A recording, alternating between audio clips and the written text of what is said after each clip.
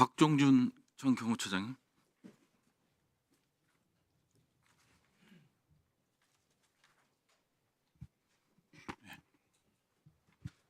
2025년 1월 7일 기억하실 겁니다. 1차 체포영장이 집행될 때 기억하시죠?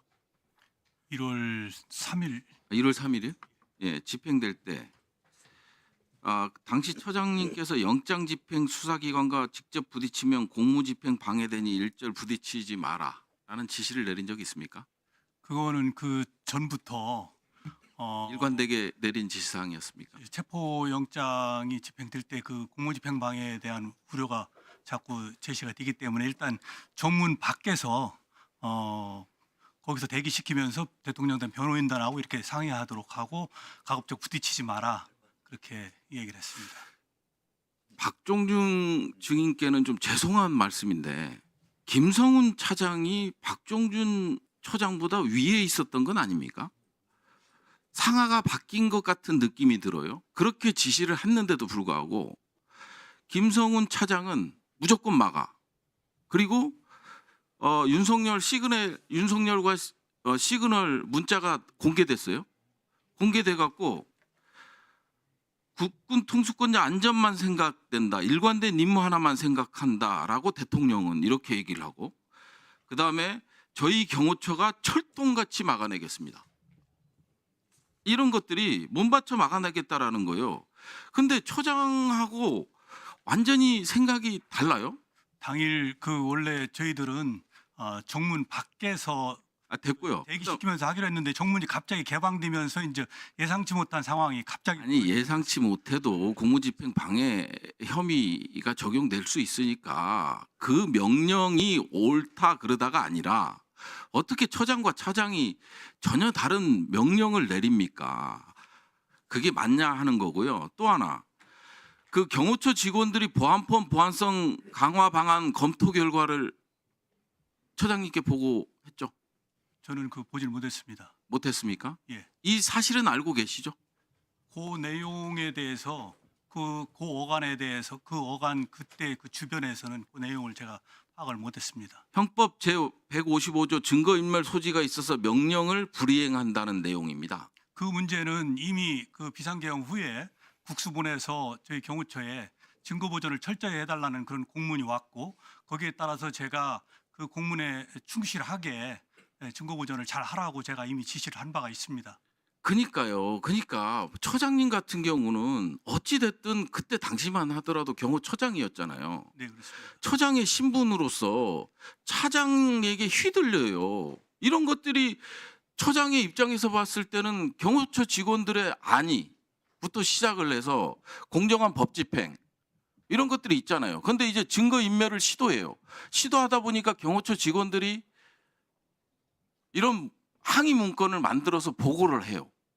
거기서 과연 처장님의 역할이 뭔지 제가 충분히 평상시에도 직원들에게 모든 업무 처리를 법과 원칙에 의해서 진행하도록 했고 이런 큰 비상경과 같은 큰 일이 있을 때에는 그 사후에 여러 가지 문제가 생길 수 있는 부분들을 좀 세세하게 잘 챙기라고 이야기를 했습니다. 아니 뭐 세세하게 챙기라고 말씀하시. 제가 처장님을 보고 있거나 이제 말투를 보면 정말 인자하시고 단호함이 안 보이세요. 지금 김성훈 차장은 특수공무집행방해, 증거인멸 그리고 직권남용 이런 혐의들이 있어요. 그래서 이제 구속영장이 물론 기각이 되고는 있지만 세 차례나 이런 것들이 있는데도 불구하고 경호처장이 과연 그 역할을 했나 하는 데에 대해서 의구심을 좀 갖는다. 뭐 이제 다 지나간 얘기긴 하지만 어떻게 경호처가 이게 완전히 당나라 경호처가 돼버리는 이런 상황이 발생하고 어떻게 위헌적 행위를 한 대통령을 수사하겠다고 경호차장이라는 사람이 목숨 걸고 서버 이게 훼손을 조장하고 그리고 경호처 직원들이 일을 막고 문건을 만들어서 보고하고 이런 일이 대통령실에서 일어나냐 이거예요. 죄송하지만 저도 나름대로 어쨌든 경호처장으로서의 역할을 했고 또 그에 따라서 지금 수사를 받고 있습니다. 알겠습니다. 감사합니다. 들어가 주시고요. 제 시간 멈춰 주세요. 윤인대 차관보 계십니까?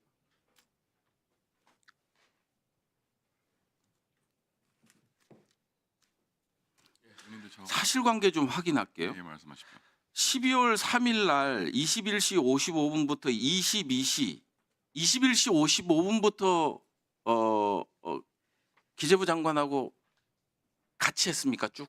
아닙니다. 저는 기재부 부총리 만나 뵌 거는 11시 한 30분 경이었습니다. 11시 30분요? 네.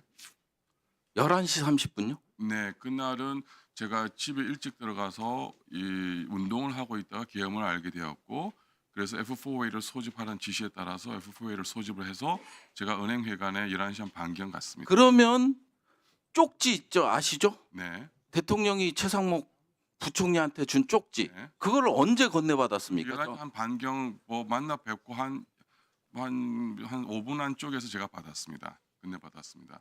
그러면 F4 회의 네. 중에 받았다는 11시 5분요? 회의 시작은 11시 40분이었고요. 회의 시작이 22시 40분 아니 23시 40분에 회의가 시작이 됐습니다. 23시 40분. 네. 그러면 1급 회의는 언제 시작했어요? 12시 한 55분 거의 1시경에 대해서 1급 회의가 시작됐습니다. 1급 회의 쪽지를 본 기억은 없어요? 내용을?